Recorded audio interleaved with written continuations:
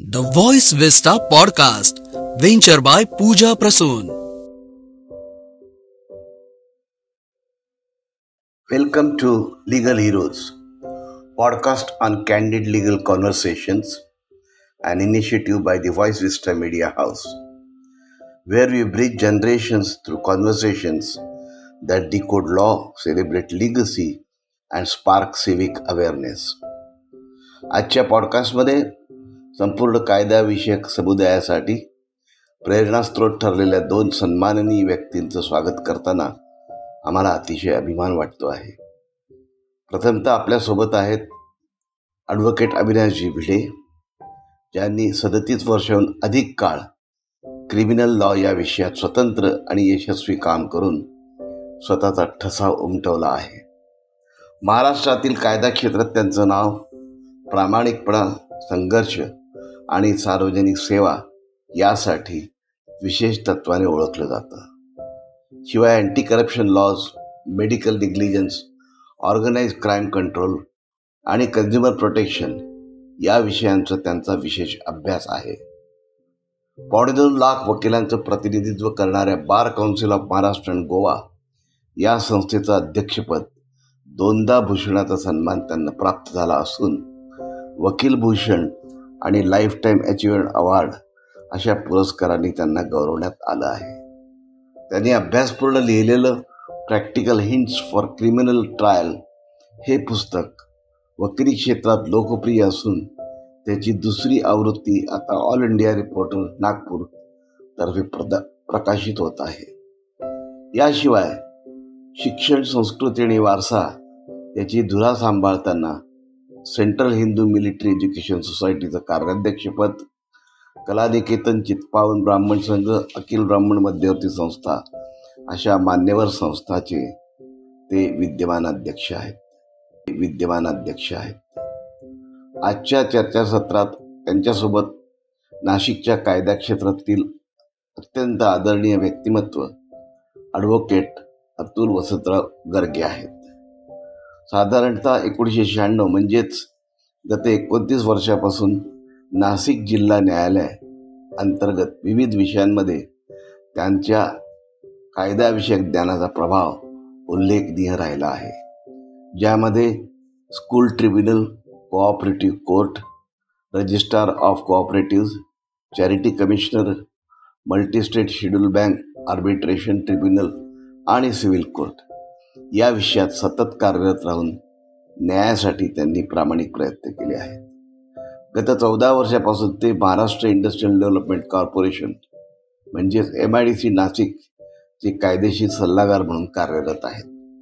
याशिवाय अनेक धार्मिक, सामाजिक आणि शैक्षणिक संस्थांमध्ये ते कार्यरत आहेत, ज्यामध्ये श्री भद्रकाली देवी मंदिर ट्रस्टचे शनी मंदिर विश्वस्त व खजिनदार आहेत. सार्वजनिक वाचनालय, श्री काळाराम मंदिर trust, Shri Saptashrungi Devi trust Vani, the new education institute Bytco, Bal Vidya Prasarak Mandal Adarsh Shala, the modern education society Satpur, Malegaon education society, Laxminarayan Mandir Nashik, जागन्नाथ मंदिर तपोवन अशा विविध संस्थांमध्ये कायदेशीर सल्लागार पदाची जबाबदारी ते समर्थपणे सांभाळत आहेत.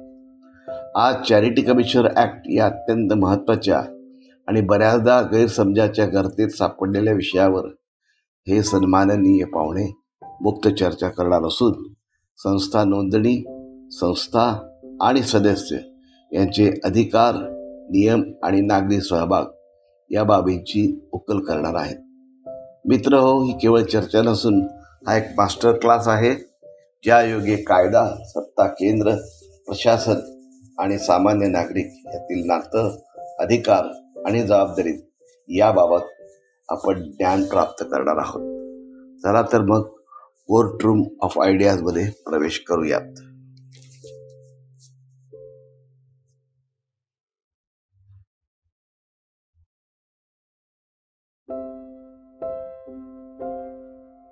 नमस्कार. व्हॉइस विस्टा पॉडकास्टमध्ये आपलं सर्वांचं स्वागत आहे. आज आपल्याला भेटायला ॲडव्होकेट गर्गे आज आपल्याला भेटायला आलेले आहेत. पूर्ण नाव त्यांचं अतुल वसंत गर्गे आहे. गेली 29 वर्ष ते नाशिक कोर्टामध्ये प्रॅक्टिस करत आहेत. आणि आज आपल्याशी चर्चा गप्पांच्या ओघामध्ये चॅरिटी कमिशनर कोर्टामध्ये कोणत्या प्रकारची कामं चालतात या संदर्भात आपण त्यांच्याशी गप्पा मारणार आहोत. अतुलजी, आपलं स्वागत आहे. मला असं सांगा की 29 वर्ष जी आपण प्रॅक्टिस करताय, तर सुरुवात कशी झाली तुमची? म्हणजे शिक्षण कुठे झालं, काय झालं जरा? तर माझे वडील हे न्यायाधीश होते, त्याच्यामुळे साहजिकच त्यांच्या दर 3 वर्षांनी बदल्या व्हायच्या. बरोबर. मग बदलीच्या ठिकाणी जावं लागायचं. मग शेवटी 1988 साली मी 11वीला मात्र नाशिकला मी स्वतः स्थायिक झालो. नाशिकला शिक्षण पूर्ण केलं. BCom झालो BYK कॉलेजमधून. NBT लॉ कॉलेजमध्ये 93 ते 96 या कालावधीमध्ये माझं लॉचं शिक्षण पूर्ण केलं. आणि त्याच्यानंतर 96ला SL देशपांडे साहेब जे आहेत, जे सर ज्येष्ठ वकील, बॉस म्हणतो, त्यांच्याकडे मी माझी काही वर्ष उमेदीची घालवली. परंतु ते म्हणजे त्यांचा जो अनुभव बघता, त्यांनी एक दिवस मला सांगितलं की दिवाणी स्वरूपाचं काम करण्यापेक्षा बाकीचे जे काही ट्रायब्युनल आहे किंवा बाकीचे काही ॲक्ट आहे, इथे जे काही गोष्टी आहेत, तर त्या सगळ्या आपण आत्मसात केल्या पाहिजे. स्कूल ट्रायब्युनल आहे, कोऑपरेटिव्ह कोर्ट आहे, इंडस्ट्रियल लेबर ट्रायब्युनल आहे, चॅरिटी कमिशनर आहे. तर या ठिकाणी काम करणं आवश्यक आहे, कारण तिकडे लोक नाही आहेत कोणी काम करणारे. कारण प्रत्येक जण येतो तो फक्त दिवाणी आणि फौजदारी न्यायालयात एकदा आला की तिथून बाहेर पडायला त्याची हे होत नाही. त्याच्यामुळे त्यांनी मला ॲडव्होकेट मुजुमदार यांच्याकडे सांगितलं की तू त्यांच्याकडे जा आणि ते सगळं शिकून घे. आणि मग मी तेव्हापासून त्यांच्याकडे गेलो. त्यांच्याकडे जवळ 5-7 वर्ष मी त्यांच्याबरोबर होतो. आणि तिथे मी चॅरिटी कमिशनर, तर स्कूल ट्रायब्युनल, इंडस्ट्रियल लेबर या सगळ्या बाबींचा मी अभ्यास केला. आणि मग सरतेशेवटी कोऑपरेटिव्ह आणि चॅरिटी कमिशनर याच्यामध्ये मी आता काम करतोय याच्यामध्ये. पण म्हणजे आपलं नवीन वकील जे येणार आहेत आता आपल्या प्रोफेशनमध्ये किंवा नुकतेच आलेले आहेत, त्यांच्यासाठी खरं तर हा एक बाळकडू आहे की सगळ्या क्षेत्रामध्ये आपण बघितलं पाहिजे, कुठल्या क्षेत्रात काम करायचं ठरवून काही आपण चालत नाही. त्यामुळे तसं आहे. पण मग आता एकदा तुम्ही तिथे प्रॅक्टिस सुरू केल्यानंतर मुजुमदार वकील साहेबांकडे काम करत होता, तिथे किती वर्ष त्यांच्याबरोबर? जवळजवळ 7-8 वर्ष काम केलं. बरोबर काम केलं त्यांच्या. आणि त्यांनी मग मला बरंचसं म्हणजे या कायद्यातला अभ्यास झाला माझा, कोऑपरेटिव्ह कोर्टाचा अभ्यास झाला, कोऑपरेटिव्ह ट्रायब्युनल्स आहे किंवा DDRचं ऑफिस आहे जिथे रिडेव्हलपमेंटच्या बाबतीतलं हे करतं. आणि असंख्य म्हणजे कोर्टाच्या व्यतिरिक्त बाहेर जे हे ट्रायब्युनल आहे इथे सुद्धा तेवढेच मॅटर चालले जातात. आता सामान्य जर माणसाचा आपण विचार केला तर चॅरिटी कमिशनर कोर्टामध्ये कोणत्या प्रकारची कामं चालतात? चॅरिटी ॲक्ट खाली कोणते कोणते कामं येतात याचा थोडासा काही खुलासा करता येईल आपल्याला?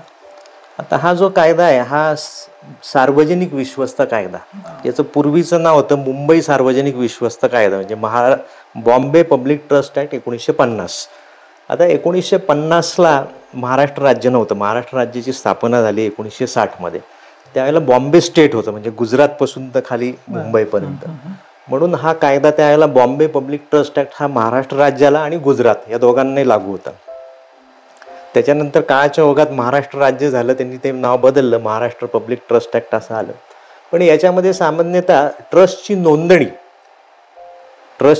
केली. मग तर ट्रस्ट किती प्रकारचे? तर 3 प्रकारचे ट्रस्ट असतात, 4 प्रकारचे ट्रस्ट आहेत. त्याच्यामध्ये त्यांची विगतवारी दिलेली. N प्रकारचे ट्रस्ट एक, N, B, C, D, E, F असे आहेत. A प्रकारचे ट्रस्ट आहे ते मंदिर आहेत. B प्रकारचे आहेत ते मस्जिद आहेत. C प्रकारचे आहेत ते आग्यारी किंवा पारशी समाजाचे आहेत. D आहेत ते ख्रिश्चनांचे ट्रस्ट आहेत. E प्रकार जो असतो ज्याच्या पुढे E नंबर आहे समजा, तर E नंबर हे ट्रस्ट डीडने आलेले. आणि F हे आहे सोसायटीज रजिस्ट्रेशन ॲक्ट 1860चा कायदा होता हा. म्हणजे हा ट्रस्ट ॲक्ट होण्याच्या आधी पूर्वी होतेच. पूर्वी ट्रस्ट होते, मंदिरं होते, तर त्याच्यामध्ये याच्या खाली त्याची नोंदणी केली जायची. तर अशा प्रकारे त्याची ती विगतवारी आहे. मग मंदिराच्या बाबतीतले जे काही ट्रस्ट आहे ते त्यांचे काय तर धार्मिक स्वरूपाचे ते काम करतात. म्हणजे आता समजा एखादं मंदिर आहे, त्या ठिकाणी त्या मंदिरात असलेली देवता असेल तर तिची पूजा अर्चा करणे, दिवे लावणे, तिचे जे काही उत्सव असतील ते सण साजरे करणे. मग बऱ्याच अंशी तिथे मोठ्या प्रमाणावर रकमा येतात, दान देतात लोक. मग असा आलेल्या याचा उपयोग कुठे करायचा, तर तो सामाजिक कामासाठी सुद्धा करणं आवश्यक आहे. म्हणून मंदिर सुद्धा या धार्मिक याच्याबद्दल सामाजिक क्षेत्रामध्ये सुद्धा ते काम केलं जातं. दुसरा जो प्रकार आहे तो आहे एज्युकेशनल. आज बरेचसे ट्रस्ट आहेत ते एज्युकेशन म्हणजे शैक्षणिक क्षेत्रामध्ये कार्यरत आहे. शैक्षणिक क्षेत्रातले जे ट्रस्ट आहे त्यांचे मोठमोठे कॉलेजेस आहे, शाळा आहेत, ते सगळं चालवतात. तिसरी जी गोष्ट आहे ती हॉस्पिटल्स, हा एक महत्त्वाचा भाग आहे. बरेचसे ट्रस्ट हे हॉस्पिटल्स चालवतात. मग त्या हॉस्पिटल्स चालवताना त्याच्यामध्ये त्यांना काही सुविधा मिळतात आणि त्या सुविधांचा फायदा घेऊन ते समाजातील दुर्बल घटकांनाही त्याचा उपयोग होऊ शकतो. तर असे हे सगळे ट्रस्टचे प्रकार आहेत. त्याच्यामध्ये काही बरेचसे लोक सोसायट्या स्थापन करतात, हा ट्रस्टचाच भाग आहे. त्या सोसायट्या या सोसायटीज रजिस्ट्रेशन ॲक्ट खाली हे केल्या जातात आणि पुढे तिचं रूपांतर ट्रस्टमध्ये होतं. मग त्या सोसायटीला स्कीम असती. स्कीम म्हणजेच तिची घटना किंवा तिची कॉन्स्टिट्यूशन म्हणू, आणि त्या कॉन्स्टिट्यूशनमध्ये नमूद केल्याप्रमाणे त्यांना त्या याचा हे करावं लागतं, त्याप्रमाणे कामकाज करावं लागतं. आणि मग अशा संस्था बऱ्याच अंशी रकमा गोळा करणे आणि पैसे गोळा करणे आणि ते समाजासाठी वापरणे असा ट्रस्टचा उद्देश त्याच्यामधून केला जातो. हे 3-4 प्रकार येतात त्याच्यामध्ये. 3-4 प्रकार आपल्याला माहिती नसतं सामान्य लोकांना. बरोबर. एक आहे धार्मिक कार्यासाठी केला गेलेला ट्रस्ट, दुसरा आहे एज्युकेशनल कार्यासाठी, तिसरा आहे हॉस्पिटल्स, आणि मग बाकीच्या ज्या संस्था येतात त्या तो ट्रस्ट आहे. पण मग आता या ट्रस्टचं कामकाज कोण कंट्रोल करतात, कोणाकडे कंट्रोल असतो त्याचा? आता याचं मुख्य म्हणजे कार्यालय जे आहे ते चॅरिटी कमिशनर मुंबई, म्हणजे धर्मदाय आयुक्त मुंबई हे राज्याच्या चॅरिटी ऑर्गनायझेशनचे हेड असतात. आणि प्रत्येक जिल्ह्यामध्ये त्यांचे ऑफिसेस आहे, त्याला आपण म्हणतो सहाय्यक धर्मदाय आयुक्त तथा निबंधक धर्मदाय संस्था. म्हणजे ते नोंदणी करतात आणि धर्मदाय आयुक्तांचं कामही करतात, म्हणजे तिथे नोंदणी केली जाते. तर प्रत्येक जिल्ह्यामध्ये त्याचे सहाय्यक धर्मदाय आयुक्त किंवा धर्मदाय उपायुक्त अशा प्रकारच्या पोस्ट आहेत.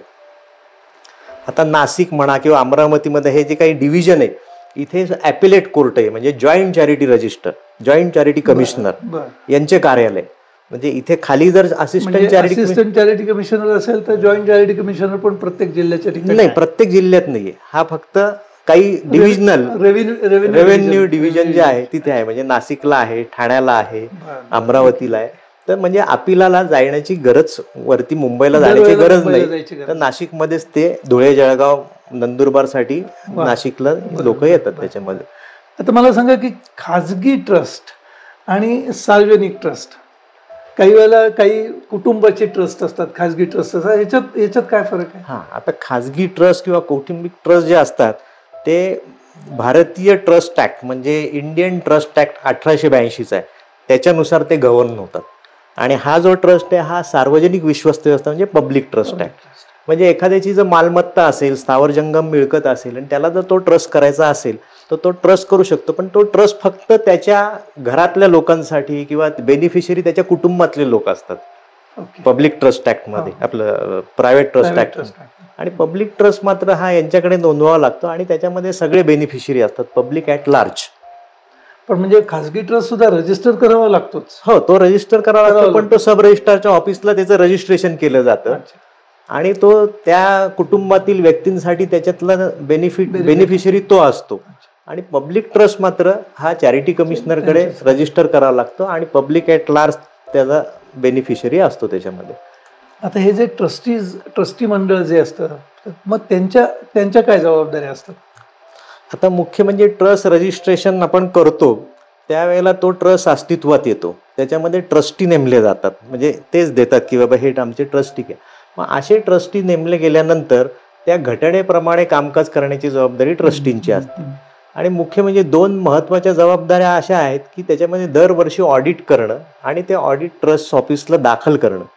आणि जर त्याच्यामध्ये तुमच्या याच्यामध्ये ट्रस्टमध्ये जर काही बदल झाले, मग आता बदल 2 यांनी होतात. एक म्हणजे समजा ट्रस्टी मयत झाले किंवा ट्रस्टी जर समजा राजीनामा दिला किंवा ट्रस्ट मंडळच बदललं निवडणुकीत, तर अशा वेळेला त्याची नोंद घेण्यासाठी म्हणून बदल अर्ज किंवा आपण त्याला फेरफार अर्ज किंवा चेंज रिपोर्ट म्हणतो. तर तो चेंज रिपोर्ट सेक्शन 22 खाली धर्मदाय आयुक्तांच्या कार्यालयात किंवा सहाय्यक धर्मदाय आयुक्तांच्या कार्यालयात करावा लागतो. तो बदल झाल्यापासून 90 दिवसाच्या आत करावा लागतो. अच्छा. समजा जर काही कारणास्तव उशीर झाला तर थोडासा त्याला वेळ मिळतो, ते त्यांना एक्सटेन्शनचा अर्ज देऊन थोडासा त्याच्यामध्ये काही फाईन करतात आणि तो बदल अर्ज पुढे जर कोणी त्याच्यात जर हरकती घेतला नसेल तर तो बदल अर्ज मंजूर होतो. माफीचा अर्ज, उशीर माफीचा अर्ज म्हणतो तशा प्रकारे जनरली माफ होतो. कारण जर योग्य असेल, योग्य कारण असेल तर तो माफ होतो. त्याच्यामध्ये काही अंशी त्यांना दंड आकारला जातो आणि तो दंड करून फाईन करून तो मान्य होतो. बरोबर. आता मगाशी बोलण्याच्या ओघात आपल्या बोलण्यात आलं की हॉस्पिटल्सचा एक वेगळा ट्रस्ट असतो, नंतर देवालय जे आहेत त्यांचा एक वेगळा ट्रस्ट असतो. तर धर्मदाय आता सध्या पेपरमध्ये बरंच एका प्रसिद्ध हॉस्पिटलच्या संदर्भामध्ये बऱ्याच बातम्या प्रसिद्ध झाल्या, म्हणून हा प्रश्न, कारण सामान्य माणसाला माहीत नसतं. तर आता धर्मदाय हॉस्पिटल हा काय प्रकार आहे मग त्याच्यातला?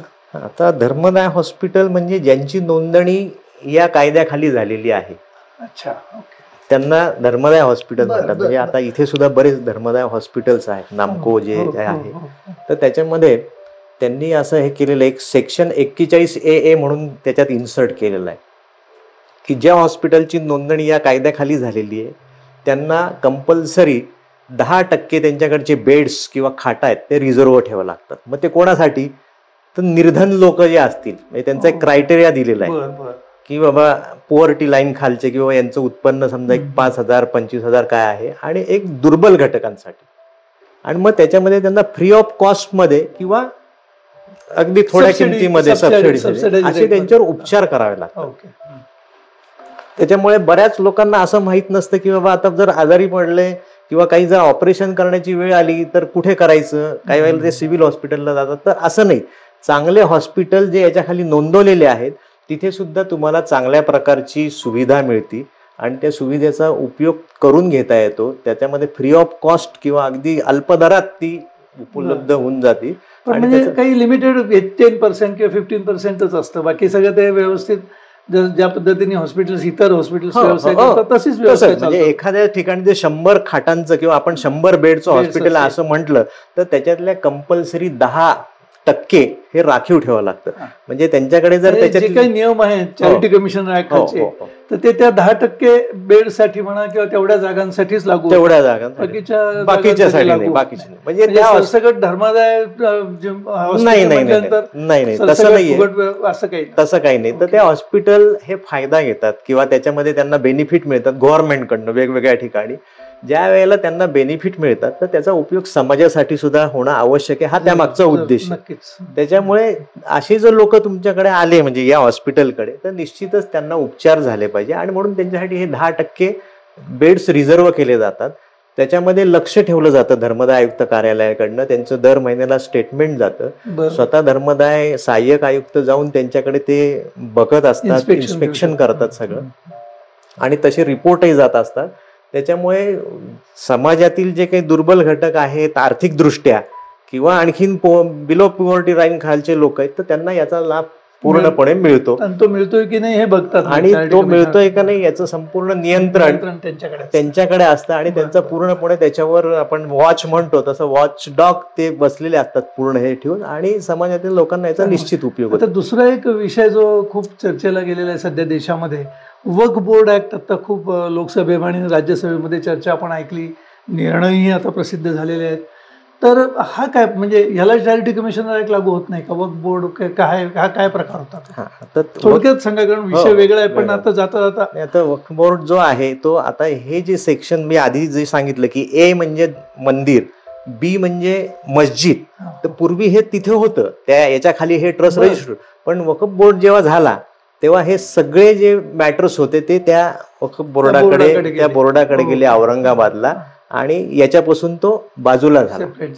आता तो सेपरेट झालेला. आता फक्त इथे याच गोष्टी फक्त राहिलेल्या आहेत. त्याची अमेंडमेंट झालेली आहे तर त्याच्यामध्ये चॅरिटी कमिशनरकडे तो अधिकार नाही दिलेला, ते कलेक्टर साहेबांकडे दिलेला आहे. त्याच्यात तो तेवढा फरक झाला. हो, फरक झालेला आहे. त्याच्यामुळे चॅरिटी कमिशनर किंवा या ऍक्ट खाली फक्त एवढंच आता त्यांनी ठेवलेलं आहे. त्याच्यामध्ये मग अशी आपण फेरफार अर्जाबद्दल बोलला तर बऱ्याच लोकांना एक थोडासा गैरसमज असतो की फेरफार अर्ज दाखल केला नाही म्हणून जी आता बॉडी काम करते, ट्रस्टी मंडळ म्हणा किंवा निवडून आलेली लोक आहेत तर ती बेकायदेशीर आहेत, असं काही असतं. नाही, बेकायदेशीर असं नाही म्हणता येणार, परंतु ट्रस्टींचं जे काही हे आहे, ट्रस्टींना जे काही कामं करायची आहे, त्यांच्या ज्या जबाबदाऱ्या आहेत, त्या जबाबदाऱ्या त्यांना घटनेनुसार कराव्या लागतात. आता घटनेत जर तरतूद आहे की बाबा एखाद्या ट्रस्टची निवडणूक त्या काळात संपली, तर त्याच्यानंतर त्यांनी निवडणूक घेऊन नवीन लोक नेमायला पाहिजे. नवीन लोक आल्यानंतर त्यांचा चेंज रिपोर्ट दाखल करायला पाहिजे, किंवा एखादा जर माणसाने राजीनामा दिला एखाद्या ट्रस्टीनी, तर त्याच्या जागी नवीन नेमला गेला पाहिजे. आणि तो नेमून 90 दिवसाच्या आत चेंज रिपोर्ट जर दाखल केला गेला नाही, तर त्याच्यामध्ये सेक्शन 66 प्रमाणे काही दंड आकारलेला आहे.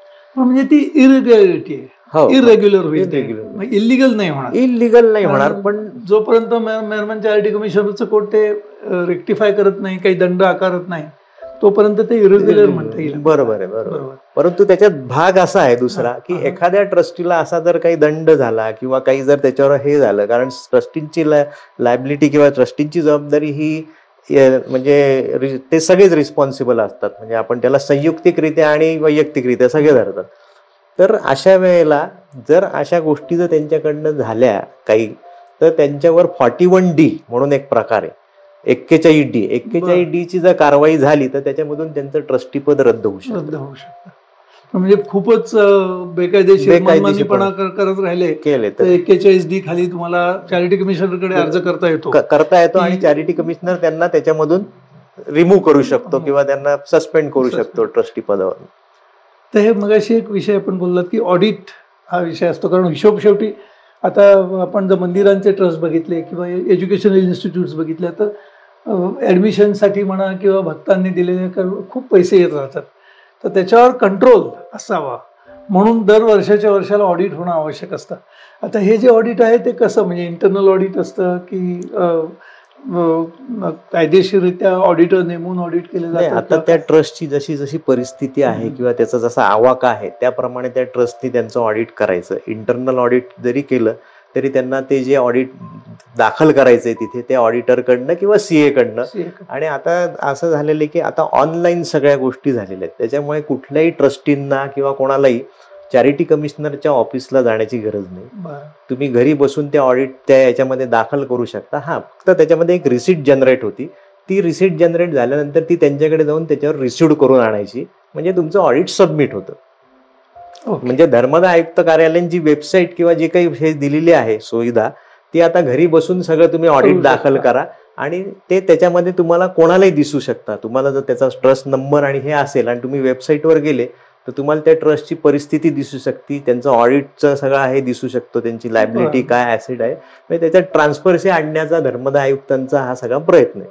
आणि जर समजा धर्मदाय आयुक्तांना त्याच्यामध्ये काही त्या ऑडिटच्या ह्याच्यामध्ये काही इरेग्युलर आहे असं काही दिसलं किंवा इलिगल आहे असं काही दिसलं, तर मग संधी मिळते का त्याच्या संदर्भात एक्सप्लेनेशन देण्याची? हो, निश्चित करेक्शन्स करण्याची. अर्थातच त्याच्यामध्ये असे ऑडिट दाखल झाल्यानंतर त्याच्यामध्ये जर कोणी तक्रारी केल्या किंवा त्याच्यात जर काही हे वाटलं तर चॅरिटी कमिशनर हे स्पेशल ऑडिट नेमू शकतात, त्याची चौकशी करू शकतात आणि मग नंतर त्यांचं एक्सप्लेनेशन मागू शकतात. या सगळ्या गोष्टी त्यांना ते अधिकारच दिलेले आहेत. ऑडिट बाबत त्यांनी 35-36 जे सेक्शन आहे ते त्याच्या बाबतीतच दिलेले आहेत.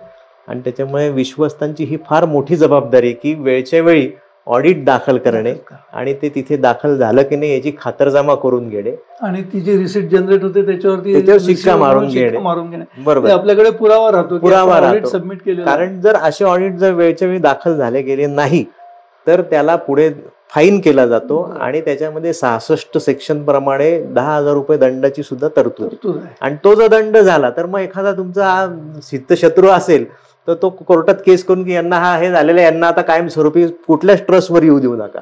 म्हणून ट्रस्टींची जबाबदारी फार मोठी आहे. ट्रस्टींनी अगदी डोळ्यात तेल घालून या 2-3 गोष्टी तरी केल्या पाहिजे.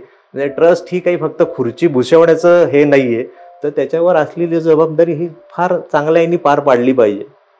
दुसरी गोष्ट आणखीन एक आठवली म्हणून सांगतो की ट्रस्टचं जे इन्कम येतं, म्हणजे एखाद्या ट्रस्टला तर समजा एक 10 लाख रुपये इन्कम आहे दरवर्षीचं, तर त्याच्यामध्ये बरेच ट्रस्टी म्हणतात आम्ही फार छान ट्रस्ट चालवला, दरवर्षी आम्ही 8 लाखाच्या FD केल्या, आता ट्रस्टमध्ये 50 लाख जमा आहे. तर नाही, त्याच्यामध्ये आता आयकर कायद्याच्या तरतुदीप्रमाणे तुम्हाला 80% रक्कम दरवर्षी खर्चच करावी लागते.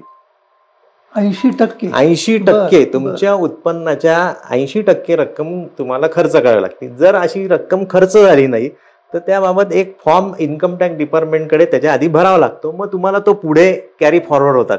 म्हणजे या वर्षी जर 70% झाली तर ती त्याच्यामध्ये, पण ही रक्कम तुम्हाला खर्चच करावी लागते. तुम्ही फक्त जर एफड्या केल्या किंवा ती मी खूप चांगला ट्रस्ट चालवतो म्हणजे मी ट्रस्टची आर्थिक हे केली असं त्याचं हे होत नाही. तर मुळातच त्याचा उद्देश असा आहे की ट्रस्टकडे आलेल्या या मोठे जे रकमा आहेत या सगळ्या समाजासाठी वापरल्या गेल्या पाहिजे. समाजात पैसा हा समाजासाठी फिरला पाहिजे, हा समाजामध्येच आला पाहिजे आणि त्याच्यामुळे अर्थकरणही त्याच्यामुळे हे झालं पाहिजे. हा त्याच्या मागचा उद्देश असावा. मग अशी आपण बोलताना ट्रस्टीजची जबाबदारी म्हणजे ऑडिट करून वेळच्या वेळी ते चॅरिटी कमिशन कोर्टामध्ये दाखल केलं पाहिजे. तर एक मराठीमध्ये एक गंमतीचा भाग आहे हा की विश्वस्त म्हणजे विश्वास टाकून स्वस्थ बसणे असं जे म्हटलं जातं तसं नाही.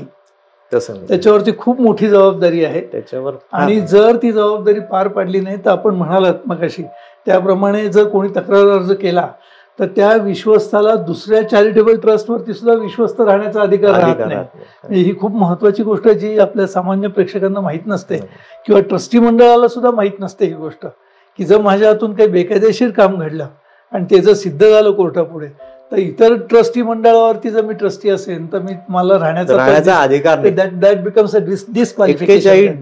ड नुसार जर कारवाई झाली तर ती कायमस्वरूपी आणि ती क्वासी क्रिमिनल कारवाई आहे. त्याच्यामध्ये चार्जेस फ्रेम होतात आणि अशी कारवाई फार म्हणजे खूप महत्वाचा मुद्दा आहे म्हणून मी तो पुन्हा एकदा घेतला. आता दुसरा मुद्दा जो तुम्ही बोलतात की 80% जी रक्कम आहे ती समाजासाठी म्हणून उपयोगी पडली पाहिजे. तर कोणत्या पद्धतीने हा आपण उपयोग करू शकतो या रकमांचा? आता मुळातच ट्रस्टला स्कीम किंवा कॉन्स्टिट्यूशन किंवा आपण त्याला घटना म्हणू, त्या घटनेमध्ये उद्देश दिलेले असतात. मग त्या उद्देशावर तुम्ही खर्च करू शकता. समजा संस्थेचे उद्देश जर समजा चॅरिटेबल आहे त्याच्यावर करा, धार्मिक आहे त्याच्यावर खर्च करा, नंतर एज्युकेशन आहे त्याच्यावर वेगवेगळ्या प्रकारे, अशा असंख्य याच्यावर ट्रस्टींनी हे सगळं जर हे केलं तर ते निश्चितच ट्रस्टला फायदेशीर ठरतं आणि समाजाला फायदेशीर. ट्रस्टचा जो आपण कॉन्स्टिट्यूशन तयार करतो तर त्याच्यामध्ये उद्देशांमध्ये हा सगळा विचार करून ट्रस्टचे उद्देश काय काय आहेत, जेव्हा आपण ट्रस्ट रजिस्टर करतो त्यावेळेला हे उद्देश खूप महत्वाचे ठरतात. अर्थातच म्हणजे अगदी रिस्ट्रिक्टेड उद्देश ठेवून चालणार नाही. तर सर्व समावेशक जर उद्देश असतील तर तुमच्याकडे असलेला पैसा तो चांगल्या कामासाठी तुम्ही आणखी निश्चितच उपयुक्त होऊ शकतो त्याच्यामध्ये. बरोबर. आता ह्या हॉस्पिटलच्या संदर्भामध्ये तुम्ही सांगितलं की 41(1)AA अशी तरतूद आहे, ती थोडासा काहीतरी जरा खुलासा त्याच्याबद्दल. आता 41(A) ही जी तरतूद केलेली ती जे काही हॉस्पिटल्स ज्यांची नोंदणी विश्वस्त व्यवस्थेच्या त्या कार्यालयाकडे झालेली आहे आणि त्यांना बऱ्याच अंशी काही मोठी मशिनरी घ्यायची असेल किंवा आणखीन काही जागा असेल तर अशा याला गव्हर्नमेंटकडनं ग्रँट्स मिळतात, एड मिळतात. मग अशा वेळेला मी मगाशीच सांगितलं की त्यांच्याकडे जे काही जागा आहेत किंवा खाटा किंवा आपण ज्याला आपण बेड्स म्हणतो त्या बेड्स मधले 10% जे आहेत त्या बेड्स या पुअर यांच्यासाठी किंवा समाजातील आर्थिक दुर्बल घटकांसाठी राखून ठेवाव्या लागतात आणि त्यांना फ्री ऑफ कॉस्ट हा सगळा उपचार द्यावा लागतो. आता त्याचे काही परिपत्रकं निघतात त्याच्याप्रमाणे त्याची पूर्तता करावी लागते. परंतु समाजातील जर असे कोणी जर असतील लोक तर त्यांनी अशा याचा फायदा घ्यायला, बऱ्याच लोकांना माहीत नसतं की बाबा अशा हॉस्पिटल्स आहेत. आता अशा हॉस्पिटलची यादी धर्मदाय आयुक्त कार्यालयात लावलेली असते. म्हणजे अगदी कॅन्सर पासून तर अगदी याच्यापर्यंत ते उपचार करणारे असे हॉस्पिटल्स आहेत. महागडे उपचार असतात, बऱ्याच लोकांना ते होत नाही, परवडत नाही किंवा त्यांच्याकडे एवढी परिस्थिती नसते. अशा वेळेला धर्मदाय आयुक्त कार्यालयाने आणि कायद्यानेच त्याच्यामध्ये या सर्व लोकांचा हा विचार करून त्यांना हा उपचारासाठी ही सगळी सुविधा त्याच्यामध्ये त्या कायद्यात दिलेली. जसं चॅरिटी कमिशन कोर्टामध्ये जशी ही यादी असते तशी त्या त्या हॉस्पिटलमध्ये सुद्धा दर्शनी भागामध्ये हे लावावं लागतं. मला असं वाटतं अर्थातच चॅरिटी कमिशनर म्हणजे धर्मदाय असं आहे आणि किती % खाटा या धर्मदाय कामासाठी म्हणून वापरल्या जात आहेत, त्यातल्या किती भरलेल्या आहेत, किती वेकंट आहेत, कोणाला ऍडमिशन मिळू शकते कोणाला मिळू शकत नाही, असं पण एक आहे. तसंही आहे. आणि सहाय्यक धर्मदाय आयुक्त एक पोस्ट जी आहे ती खास हॉस्पिटलसाठी, म्हणजे त्यांना आठवड्यातून किंवा महिन्यातनं त्या हॉस्पिटलला जावं लागतं, इन्स्पेक्शन करावं लागतं, तिथे या गोष्टींची पूर्तता केलेली आहे की नाही, या गोष्टींचा डिस्प्ले केलेला आहे की नाही, नंतर मागच्या आठवड्यात किती लोकांनी याचा फायदा घेतला, काय घेतलं, या सगळ्यांचं म्हणजे रेकॉर्ड ठेवावं लागतं. आणि ते रेकॉर्ड ठेवण्याची जबाबदारी चॅरिटी कमिशनर ऑफिसची आहे, तशीच त्या हॉस्पिटलची आहे. त्याच्यामुळे या गोष्टींचा फायदा समाजातल्या ज्या काही लोकांना आहे, या दुर्बल आर्थिक बाबतीतल्या, त्यांना निश्चितच होतोय आणि त्यांना बऱ्याच लोकांना माहिती नसती. तर अशांनी त्याचा फायदा घ्यायला काही हरकत नाही. तर अतुलजी, मला एक थोडंसं असं माहिती पाहिजे की बऱ्याचशा चॅरिटी ज्या संस्था आहेत त्यांच्याकडे त्यांच्या स्वतःच्या मालकीच्या जमिनी असतात किंवा लोक त्यांना काही जमिनी दान करतात.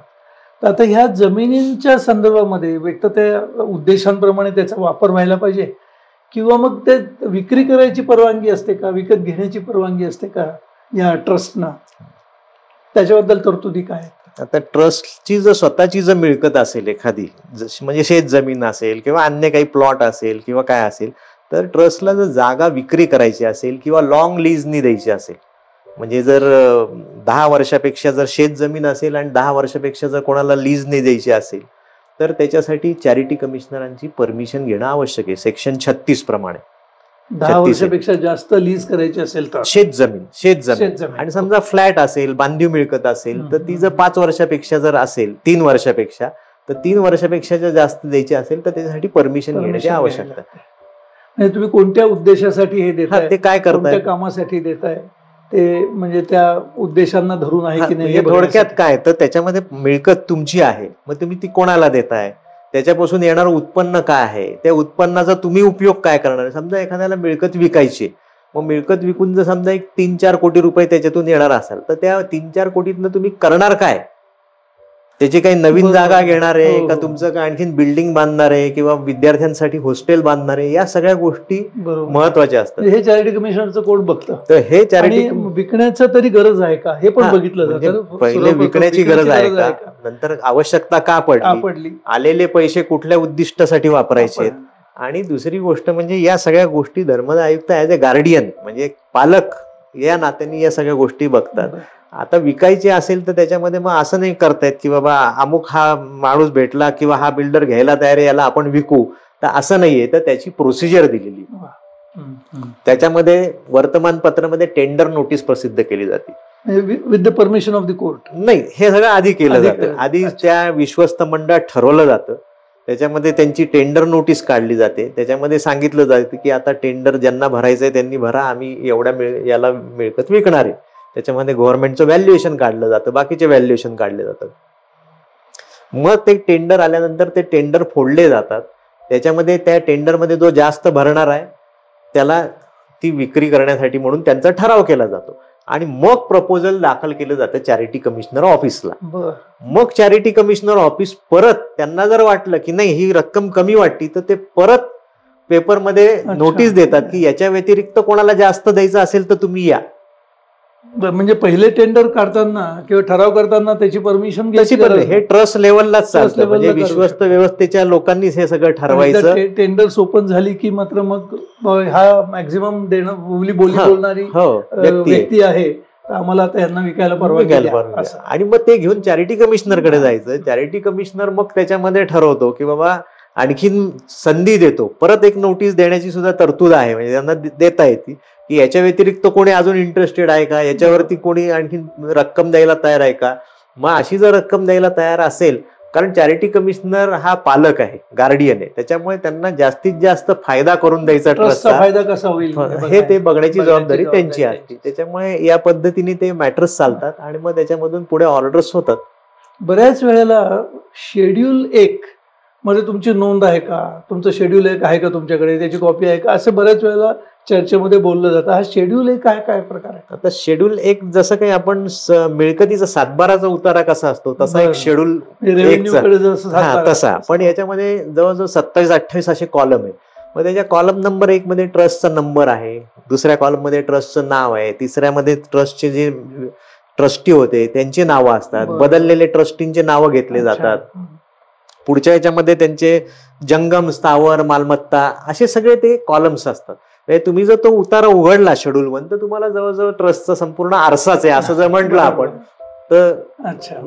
तर ट्रस्टकडे आलेल्या ज्या जमिनी आहेत असतील त्या किंवा नवीन आलेल्या असतील त्या त्याची पण नोंद त्याची नोंद त्याच्यावर घेणं आवश्यक आहे. म्हणजे पुढे जर काही ते विकायची वेळ आली तर तुमच्या शेड्यूल 1 मध्ये त्याची नोंद आहे की नाही हे पहिले चॅरिटी कमिशनर बघत असणार. कारण म्हणूनच मी आधी सांगितलं की ट्रस्टींना चेंज रिपोर्ट ज्याला आपण बदल अर्ज तो फक्त ट्रस्टींचा नाही, नावापुरता नाही तर स्थावर मिळकत. समजा ट्रस्टींनी जर समजा एखादी 1-2 एकर जागा घेतली तर ती घेतल्यानंतर त्याचा चेंज रिपोर्ट केला पाहिजे. म्हणजे त्याचे संपूर्ण कागद हे केले पाहिजे आणि ती नोंद शेड्यूल 1 वर आली की नाही याची खातरजमा केली पाहिजे.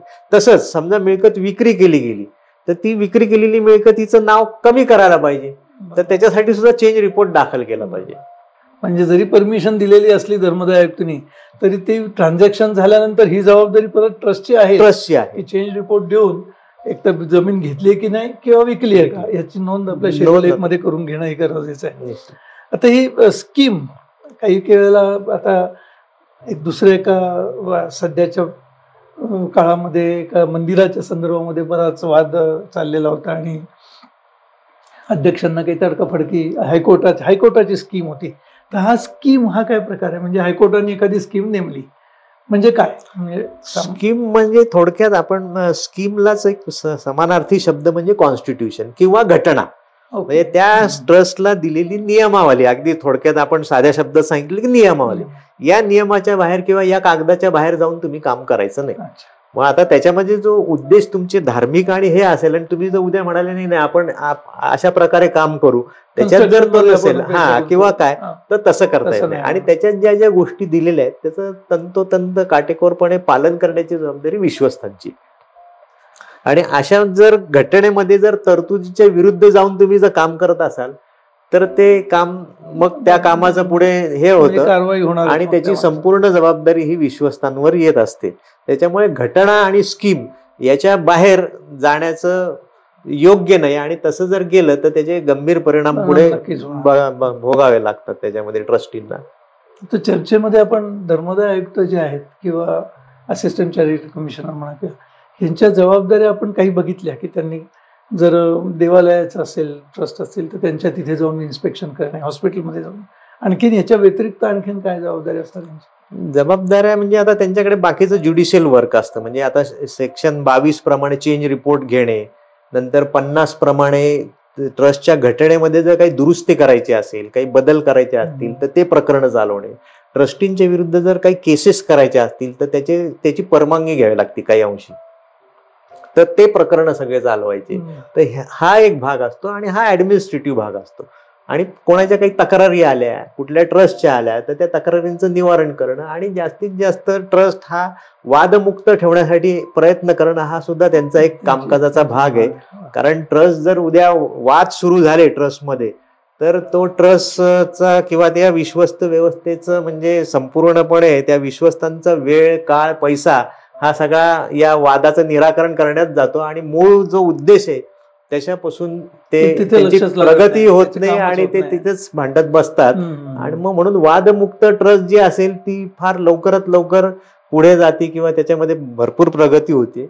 आणि बाकीच्या ट्रस्टमध्ये जर वाद उत्पन्न झाले तर त्या ट्रस्टमध्ये बराचसा प्रॉब्लेमिक हे होतो आणि त्याची प्रगती एवढी पाहिजे तेवढ्या प्रमाणात होत नाही. तर हे जे अपॉइंटमेंट्स असतात चॅरिटी कमिशनरची, असिस्टंट चॅरिटी कमिशनर म्हणा किंवा आपण मगाशी अपिलेट अधिकारी जे आहेत त्यांची, या अपॉइंटमेंट्स कोण करतं?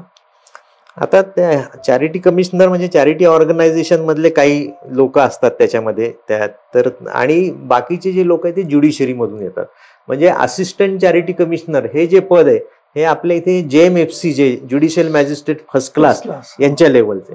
डेप्युटी चॅरिटी कमिशनर हे जे पद आहे ते सिव्हिल जज सिनियर डिव्हिजनचं आणि जॉईंट चॅरिटी कमिशनर हा डिस्ट्रिक्ट जज म्हणून असतात तिथे. आणि मुख्य जे चॅरिटी कमिशनर असतात ते तर म्हणजे प्रमुख जिल्हा न्यायाधीश या पदाच्या लेवल ह्याचे असतात. तर अशी ती पदं असतात. काही त्यांच्या डिपार्टमेंटचे लोक येतात आणि बरेचशा अंशी ज्युडिशरीतले लोक याच्यामध्ये असतात. त्याच्यामध्ये म्हणजे सरकारी अधिकारी सुद्धा काही वेळेला असिस्टंट चॅरिटी कमिशनर म्हणा किंवा डेप्युटी चॅरिटी कमिशनर म्हणून अपॉइंट केले जाऊ शकतात किंवा ज्युडिशरी मधून सुद्धा काही तिकडे ट्रान्सफर दिले जातात. बरोबर आहे. वा. आता आणखीन आता आपण इतकी वर्ष प्रॅक्टिस करताय तर ही प्रॅक्टिस करताना लोकांचे काही गैरसमज जे तुमच्या दृष्टीपथात आले असतील असे काही गोष्टी काही गमतीशीर काही घडलेल्या आहेत किंवा काही असं काही तुम्हाला काही सांगता येईल म्हणजे जेणेकरून थोडंसं प्रबोधन होईल लोकांचं? आता त्याच्यामध्ये काय होतं, चेंज रिपोर्ट किंवा बदल अर्ज हा एक महत्वाचा त्याच्यामधला पार्ट. आता याच्यामध्ये बरेच चेंज रिपोर्ट दाखल केले जातात, मग त्याच्यामध्ये हरकती येतात. बरं, या हरकती येताना सुद्धा बरेच लोक स्वतः येऊन हरकती घेतात. आणि माझं तर मत आहे की मग ज्या हरकतीमध्ये खरंच काहीतरी कायदेशीर आधार आहे, साधार आहे, अशा लोकांनी हरकती घ्यायला हरकत नाही. आता मध्यंतरी एक चेंज रिपोर्ट ज्येष्ठ नागरिक संघाचा आला. तो आला धर्मदाय उपायुक्तांपुढे.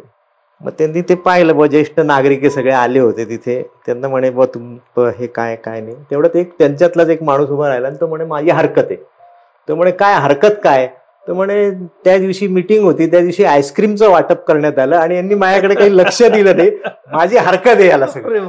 आता असे किती छोटी गोष्ट म्हणजे ज्येष्ठ नागरिक संघाचे जे लोक आहे, जे आता वयाने म्हणजे प्रगल्भ अनुभवी आहे, ज्यांना समाजाकडून, अशा लोकांनी जर अशा हरकती घेतल्या तर मग त्याच्यामध्ये काय करा?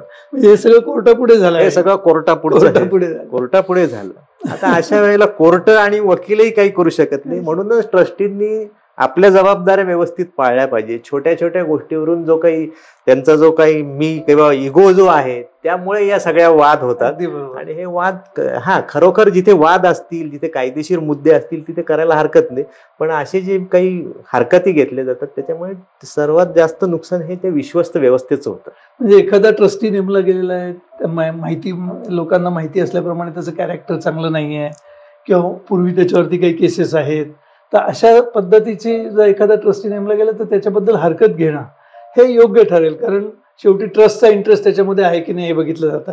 परंतु केवळ माझे वैयक्तिक काही वाद आहेत किंवा मी काही गोष्टींसाठी नाराज आहे आणि म्हणून हरकती घ्यायच्या, हे व्हायला नको. जेणेकरून ट्रस्टचा पैसा आहे, शेवटी तो खर्च होतो, वेळ वाया जातो आणि चांगली लोकांची पदाधिकारी असतात त्यांचा पण वेळ येतो. म्हणून साधारणतः एका विचाराचे, समविचाराचे जर लोक आले, नाही तर मग काय होतं, जर वेगवेगळ्या बाजूला दिशांना पळणारे जर लोक आले, गटतट पडतात आणि गटतट पडलं की त्या विश्वस्त व्यवस्थेची म्हणजे संपूर्णपणे हानी होती सगळी. आणि मुख्य म्हणजे काय तर संस्था मोठी आहे, व्यक्ती मोठा नाही. अगदी बरोबर. त्याच्यामुळे संस्था जर जगवायची असेल, संस्था जर टिकवायची असेल, तर व्यक्ती म्हणून नाही तर ती संस्था आपली आहे या भावनेतून काम करणारे लोक त्याच्यामध्ये विश्वस्त असोत नाही तर सभासद असो, ही संस्था माझी असं बघून असे जर लोकांनी जर त्या विचाराने जर काम केलं, त्या आचाराने काम केलं आणि असं जर प्रकारे काम केलं की नाही माझ्या याच्याशी वैयक्तिक हे आहे आणि मग कुठेतरी माहितीच्या अधिकाऱ्याकडे अर्ज द्या, अमुक करा, तक्रारी करा,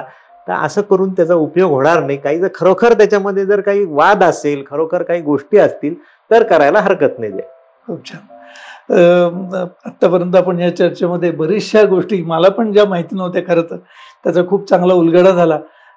अतुलजी, आपण इथे आलात आणि या व्हॉइस विस्टार थ्रू आपण पब्लिकशी संपर्क साधलात, चर्चेमध्ये सहभाग झाला, त्याबद्दल मी आपले खूप खूप आभार मानतो आणि पुन्हा आपल्याशी बोलण्याची संधी मिळेल अशी मी आशा व्यक्त करून धन्यवाद देतो. Thank you so much.